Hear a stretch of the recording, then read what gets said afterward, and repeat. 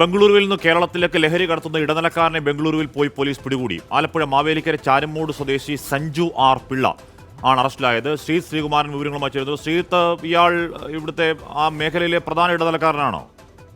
ഇടനിലക്കാരൻ എന്ന് മാത്രമല്ല, ഏറ്റവും പ്രധാനപ്പെട്ട കാര്യം ഇയാളാണ് കേരളത്തിലേക്ക് മറ്റു പല ജില്ലകളിലേക്കും, പാലക്കാട് മാത്രമല്ല കൊല്ലത്ത് ഇയാൾക്കെതിരെ കേസുണ്ട്. ഇയാൾ മറ്റു പല ജില്ലകളിലേക്കും MDMA കടത്തുന്നു എന്ന വിവരം പോലീസിന് ലഭിച്ചത് ഏതാണ്ട് ഒരു വർഷം മുൻപാണ്. അന്ന് ഒരു വർഷം മുൻപ് ഒരു യുവാവിനെ 31 ഗ്രാം MDMAയുമായി പിടികൂടിയിരുന്നു. പാലക്കാട് പോലീസാണ് പിടികൂടിയത്.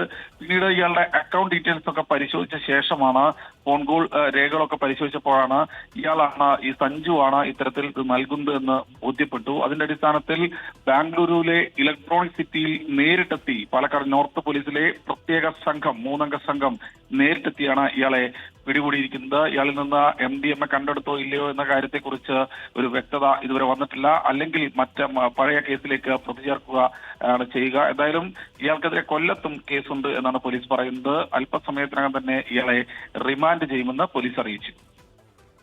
ശ്രീകുമാരനാണ് വാർത്തയുടെ വിവരങ്ങൾ നൽകിയത്. സഞ്ജു ആർ പിള്ള എന്ന് പറയുന്ന ആലപ്പുഴ മാവേലിക്കര ചാരമ്മൂട് സ്വദേശിയാണ്. ഇയാൾ പ്രധാനപ്പെട്ട ഇടനിലക്കാരിൽ ഒരാളാണ് എന്ന് പറഞ്ഞാൽ കേരളത്തിലേക്കും കേരളത്തിന് പുറത്തേക്കും ഒക്കെ അവിടുന്ന് ഇവിടുന്നൊക്കെ ഡ്രഗ് പെഡലിംഗ് നടത്തുന്നതിൽ പ്രധാനിയാണ് എന്നാണ് പോലീസ് പറയുന്നത്. എന്തായാലും അത്തരം പ്രധാനികൾ അകത്ത് കിടക്കട്ടെ, നാട് കാക്കട്ടെ.